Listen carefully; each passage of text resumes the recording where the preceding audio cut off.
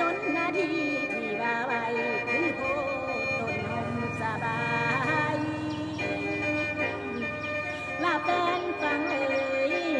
พอมาเปิดป้องทางนางออกเอ่ยนอคำขันเสียงกังวานลอยล้มหน้าก็แม่นไทยเอ้ยดอกเด้อจะเอาและนี่คือสาวขาผู้ไทยหน่อยนางขอเดินลอยสั่งสินทางลำดอกเด้อแม่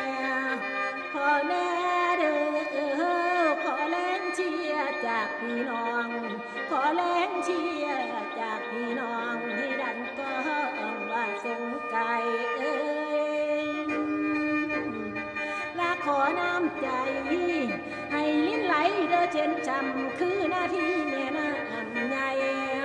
ชาวคณะน้องไม่เพชรผู้ไทยกำลังไขเปิดตากำลังไขเด้อเปิดตาพาเสียงกองทรงกระจายลาฝากแม่เด้อพี่น้องขอแรงใจหน้านุ่นทรงนางขอเดินก้าวหน้า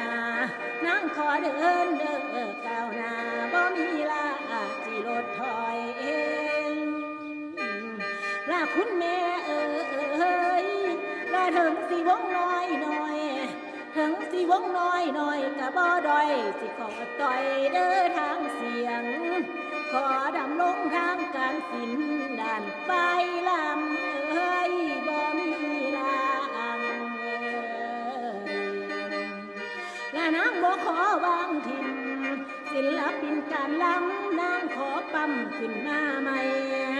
พระเจ้าคณะน้องไม่เพชรผู้ไทยกำลังไขเปิดมวลนิทานซ่อนกล่อมพญาลาสาวหมอลำว่าลาวาที่ดึงเอาก่อนที่ฝ่าลงมาคุ้มต้นมาเดือเด้อแม่เด้อลาให้เป็นเครือให้เป็นเครือขึ้นต้นไม้แล้วไล่ลิง